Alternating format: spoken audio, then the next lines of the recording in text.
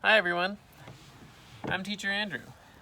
While I've been staying home, I've been spending time out in the garden and also in canoes reading you books.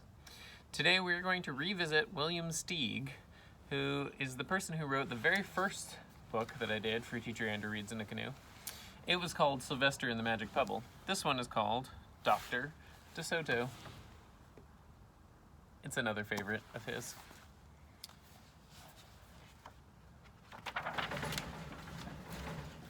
Do you see the dentures? Those are funny teeth that you might put into a mouth full of no teeth. All right. Dr. DeSoto by William Steig. Dr. DeSoto, the dentist, did very good work. So he had no end of patients. Those close to his own size, moles, chipmunks, etc., sat in the regular dentist chair. Larger animals sat on the floor, while Dr. DeSoto stood on a ladder.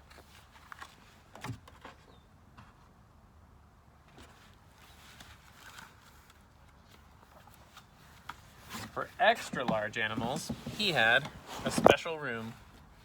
There, Dr. DeSoto was hoisted up to the patient's mouth by his assistant, who also happened to be his wife.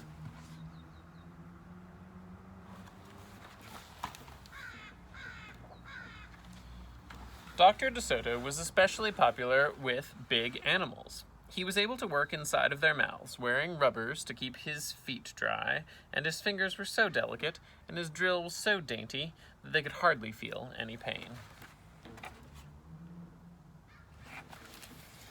Being a mouse, he refused to treat animals dangerous to mice, and it said so on his sign. When the doorbell rang, he and his wife would look out the window, and they wouldn't admit even the most timid-looking cat.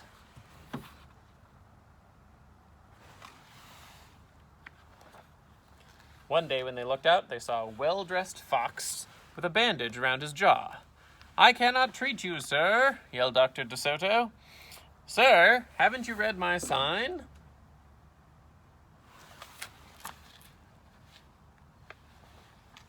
"Please," the fox wailed, "have mercy!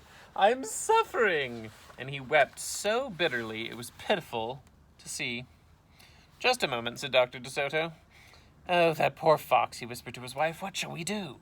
"Let's risk it," said Mrs. DeSoto. She pressed the buzzer and let the fox in.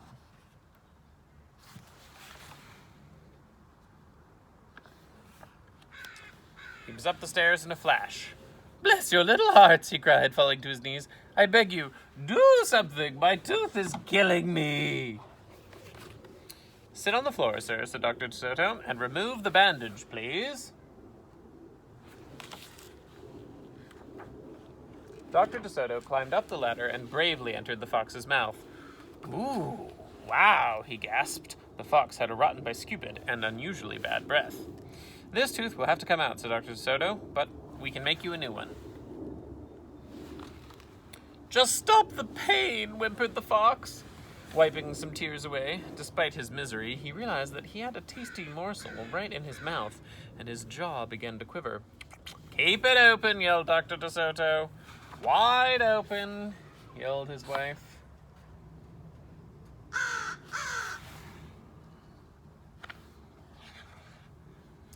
"I'm giving you the gas now," said Dr. DeSoto. "You won't feel a thing when I yank the tooth out." Soon the fox was in dreamland. Yummy, he mumbled. "How I love them, raw, with just a pinch of salt and a dry white wine." They could guess what he was dreaming about. Mrs. DeSoto handed her husband a pole to keep the fox's mouth open.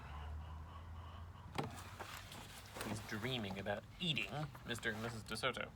Dr. DeSoto fastened his extractor to the bad tooth, and then he and his wife began turning the winch. Finally, with a sucking sound, the tooth popped out and hung, swaying in the air. "I'm bleeding," the fox yelped when he came to. Dr. DeSoto ran over the ladder and stuffed some gauze in the hole. "The worst is over," he said. "I'll have your new tooth ready tomorrow. Be here at 11 sharp." The fox, still woozy, said goodbye and left. On his way home, he wondered if it would be shabby of him to still eat the DeSotos after the job was done.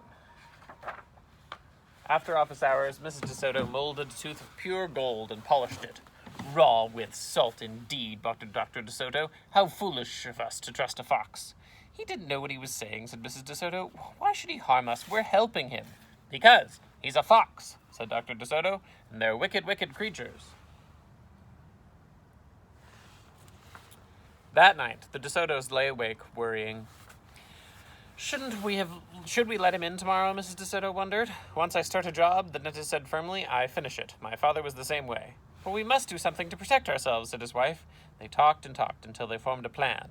I think it will work, said Dr. DeSoto, and a minute later, he was snoring. The next morning, promptly at 11, a very cheerful fox turned up. He was feeling not a particle of pain. When Dr. DeSoto got into his mouth, he snapped it shut for a moment, and then he winked and laughed. Just a joke, he chortled. Be serious, the dentist said sharply. We have work to do. His wife was lugging the heavy tooth up the ladder.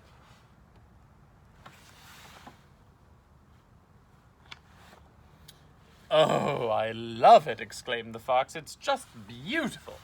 Dr. DeSoto set the gold tooth in its socket and hooked it up to the teeth on both sides. The fox caressed his new tooth with his tongue. My, it feels good, he thought. I really shouldn't eat them. On the other hand, how can I resist? We're not finished, said Dr. DeSoto sharply, holding up a large jug. I have here a remarkable preparation developed only recently by my wife and me. With just one application, you can be rid of toothaches forever. How would you like to be the first ones to receive this unique treatment?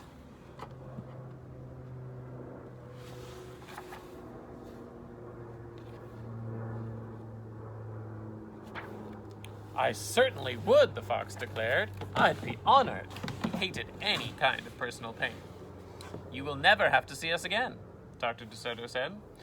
No one will see you again, said the fox to himself. He had definitely made up his mind to eat them with the help of his brand new tooth. Dr. DeSoto stepped into the fox's mouth with a bucket of secret formula, and he proceeded to paint each tooth. He hummed as he worked. Mrs. DeSoto stood by on the ladder, pointing out spots that he had missed. The fox looked very happy.